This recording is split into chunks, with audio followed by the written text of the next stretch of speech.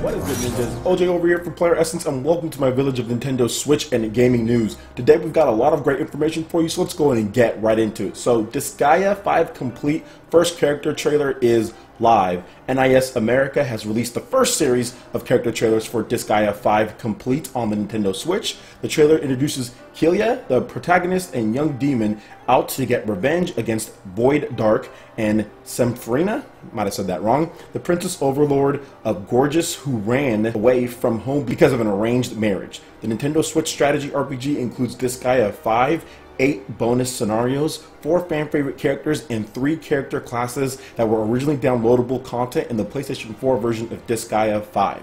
Disgaea 5 Complete is available now for the Nintendo Switch in Japan and will launch on May 23rd in North America and May 26th in Europe. So this is actually really cool. Disgaea 5 is coming to Nintendo Switch in full force. A lot of extra content as far as DLC goes for the Nintendo Switch version of the game, and you'll be able to take it anywhere you want with the Nintendo Switch in addition to playing it at home. I know the Disgaea franchise kind of has like a real cult following, and this game is actually looking to be really good. Some people that I know that have purchased the game, the Japanese version, have told me that you can actually play in English. So if you want to get the game at this point and don't mind a digital copy of the game and buying it from the Japanese eShop, you have to just make an account with the Japanese version. But if you want to just wait for the English release, you can do so, get the physical copy, and pick it up when it gets here on May 23rd in North America and May 26th in Europe. So are you guys excited for Disgaea 5? Let me know in the comment section below, in addition to let me know what you guys think about this new character trailer as well. Alright, and on to the next article here. The Crawl developer is looking into a Nintendo Switch port of his game. So Powerhoof is looking into a potential Nintendo Switch version of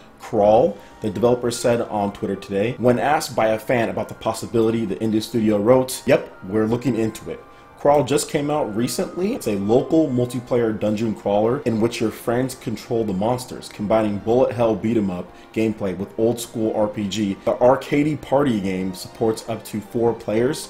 Here's basically the premise of the title. One player is the hero, exploring a randomly generated dungeon full of traps and monsters, all controlled by the other players. If you slay the hero, you take their place and it's your turn to crawl. Then it's a race to gain enough XP and loot to reach the final battle, where it's all on one as the other players collectively control the hulking final boss." So this is actually a really interesting concept. I haven't really heard of anything like this. I'm pretty sure there's been games like it in terms of video games, but like the only thing that I can think of that I've done before is like Dungeons and Dragons with my friends. Like someone is obviously like the dungeon master, then you have the other people, but this is kind of reversed a little bit. So this would be an interesting premise. Let's see how it actually turns out. I want to gather some more information on the game and see if it's actually a quality title as far as indie goes, but I'll let you guys know as far as that. But have any of you guys played it at this point since it just released? Let me know in the comment section below, and if you'd like to see this type of game on the Nintendo Switch. Alright, I'm moving on to some Yooka-Laylee news. So the game just launched, and therefore there's been a lot of live streams, gameplays, let's plays, and all that.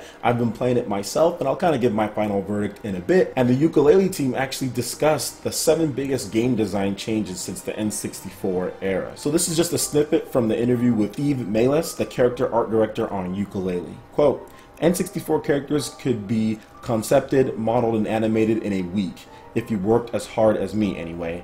We were working on around 500 polygons as opposed to 10,000 we use now. Sure, the tools have improved, but even with 1997 tools, you can see how 500 polygons is going to be much quicker to produce than 10,000.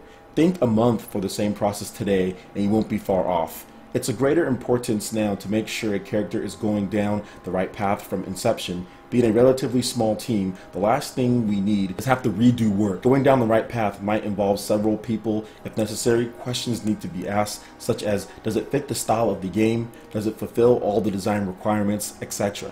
Sometimes the look of a character will spark new ideas around design, so it works both ways." So this is actually really cool and interesting that he said this, just because I've heard that before from other art designers. Sometimes you're drawing or sometimes you're putting together something like, this might work well, and then you could actually incorporate an idea that you have into the actual game. I'm pretty sure Nintendo probably thinks of stuff like this too, and it's happened countless times over and over. So let me know what you guys think about this, and are you guys enjoying Yooka-Laylee on the PS4, Xbox One, PC? It's actually actually a really fun game from what I've played so far, and the Nintendo Switch version is going to be coming at some point, so we're going to have to wait on that one to get a version that we can play anywhere we want. Alright, and for the last article here, Nintendo's HackerOne program has been extended to the Nintendo Switch, and the first bounties were paid. So in December of last year, Nintendo announced that it teamed up with HackerOne in order to find security flaws and vulnerabilities concerning the Nintendo 3DS. Anyone can submit a report detailing such flaws, and if Nintendo deems it significant enough, they will pay the person who submitted the report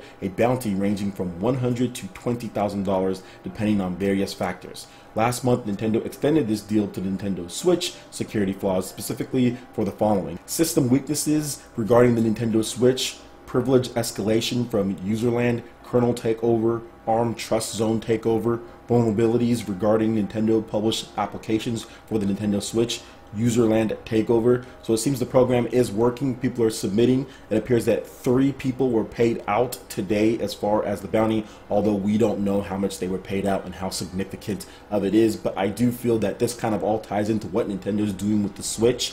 Nintendo is clearly making sure that the Nintendo Switch is a platform that's going to be secure going forward before they introduce new things. At least that's just what I think based on what this is going on, all of this with the 3DS and now with the Nintendo Switch. They've already implemented that program, so expect Nintendo to kind of make sure everything's secure things up before they actually put in new things, just because they want to make sure that the system isn't hacked or anything like that. Just because the Wii U had an issue with it, obviously Nintendo systems have traditionally had issues with piracy, just like any system out there, but the Nintendo DS was probably the worst case. The Wii was pretty big too as far as piracy and all that, so I think it's cool that Nintendo's doing this. Make sure that the system is secure, and let me know what you guys think about it in the comment section below. Alright guys, that wraps it up for this video here. Go ahead and hit that like button if you did like it. Let me know you guys want more content like this going forward in the future, and subscribe to PlayerEssence for the latest news, reviews, discussions, and more. Thank you so much for watching, and we'll catch you ninjas for the next video. Peace.